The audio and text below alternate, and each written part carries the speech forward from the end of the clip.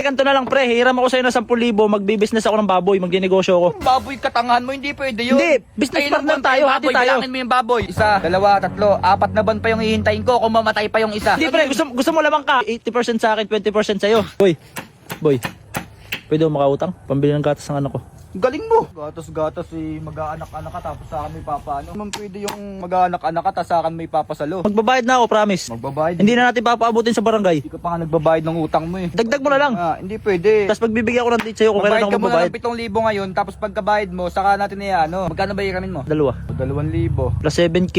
Di 9K na yung utang ko sa'yo. Hindi, may tubo pa yun. Huwag mo na akong tubuan para hindi tayo magkaibigan yan. Mamartilyoin kita, may tubo yun. 2,000. Tapos 7,000. 7,000. 11K.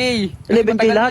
3 weeks na yung utang mo eh. Wala ka ba utang ka, pag sinabi mo yung date na ganito ganyan, bayaran mo sa ganun date. Hindi yung paghihintayin mo ka ng pagkatagal-tagal. Bibili ko lang ng gatas ang anak ko, tsaka diaper. Hindi pwede. Magbayad ka muna, tapos saka kita papayaramin. Labas mo na yung 7,000 na yung utang ko sa'yo. Ka muna. Hindi na ilalabas natin yun kasi matagal na yung utang mo. Magbayad ka muna ng 7,000 utang mo, saka ako ibibigay yung utangin mo. Patas tayo dito, pre. Hindi tayo... Wala pa nga ako pera ngayon, pambili ko ng gatas yun nung hinihiram ko sa'yo Hindi ko nakasalanan yun kung walang gatas yung anak mo kasi mag-aanak-anak ka katakawan mo eh. Aksidente naman yun, pre. Kahit na aksidente sinadya mo, hindi pwede utang ay utang. Baka pwedeng tulungan na lang kita dyan para makahirma ako sakasakali. Hindi pwede, ano yun, 7,000 yung tulong mo. Berahin kita eh. Parawan mo na lang ako dyan, tulungan kita. Pwede, sige, arawan ka tao, 20. Yut! Pusin mo yan, gamasan mo yan lahat. 20? Oo, dapat, pag yung mga mag-aanak ka, kapag gusto mong dumede yung anak mo, diskartehan mo. Hindi pre, buti nga, di ko tinakbuhan yun nung nabuntis ko, di ba? Talagang di mo tatakbuhan yun, talagang responsibilidad mo yun. Hindi Kaya nga, hindi naman ako tulad ng ibang lalaki. Hindi bata sa'yo, hindi mo siya tatakbuhan kasi binuo mo yun, tinira mo yung asawa mo, dapat panindigan mo yun. Pati naman ako ama pre, isipin mo, inuutang ko na nga lang, hindi na ako nagnanakaw, di ba?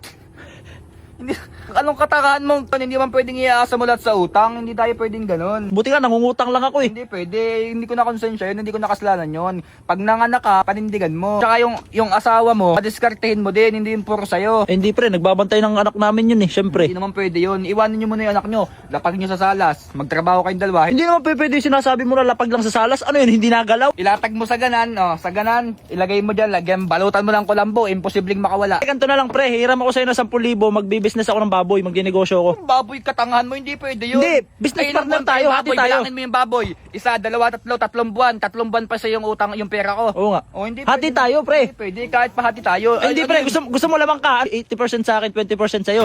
Hindi man pwede yung katangahan mong yun. Tayo pre, nakablog lang tayo ngayon. Pero hindi tayo para magtangaan dito. Utang ka ng 10,000. Oo. 80% yung tubo sa'yo. Hindi naman pwedeng ganun, pre. Mag-invest ako sa baboy pre para yun 90 makabayad. Gs, 90 Gs. Sige, 90 Gs. 20 Gs.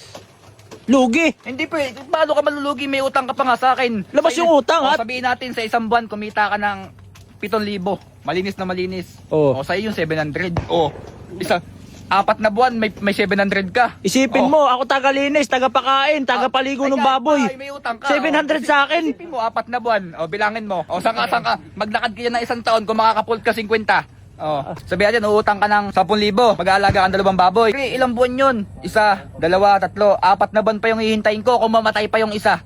Hindi yun pre, ako mag-aalaga nun eh. Pwedeng ganun. Sabihin mo na lang kung ayaw mo magpautang. Wala ka pa dito eh. Bahala ka dyan, damot mo para hindi tayo magbarkada eh.